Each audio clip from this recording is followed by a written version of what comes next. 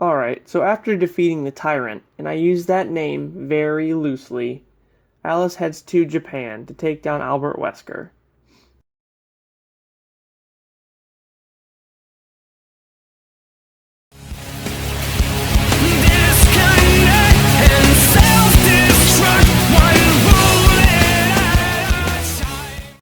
She and her clones infiltrate the building, but they all die in an explosion, except for Alice, as Wesker flees and purges the facility. She ends up on his getaway plane, and he takes her powers away. And then as they fight, the autopilot fails, sending the plane into the side of a mountain. Sometime later, Alice is flying a small plane around and has started doing a video diary. Great, because we need more "my name is Alice" type shit for the intro of the next movie, right?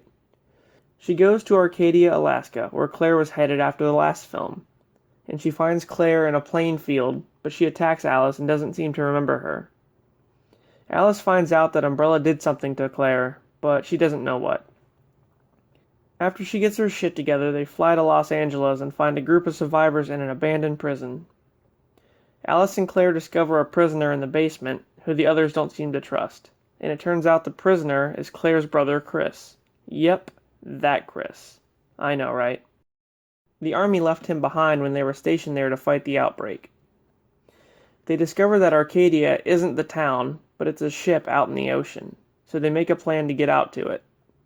After brief negotiating, Chris leads the team to a military vehicle they were going to use to escape, but then most of them get their asses kicked by an executioner, the latest Umbrella creation that has no explanation at all, because fuck it.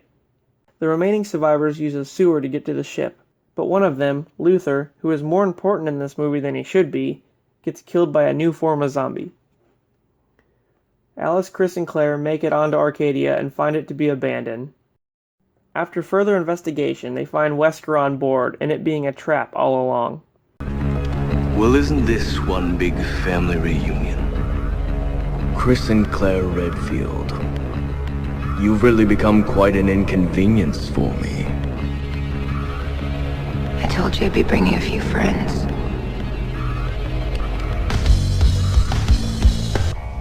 You should have brought more.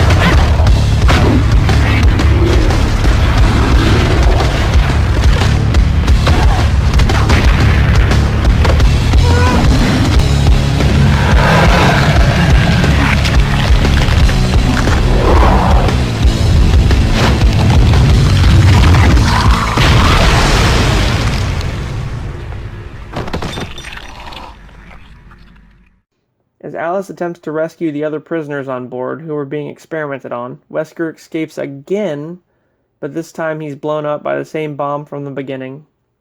I think he's dead for sure this time, right? I don't know, we just can't really tell anymore. They make it outside and find a bunch of Umbrella helicopters waiting, led by none other than Jill Valentine. Confused? Oh, don't worry, it'll all make sense in the next one.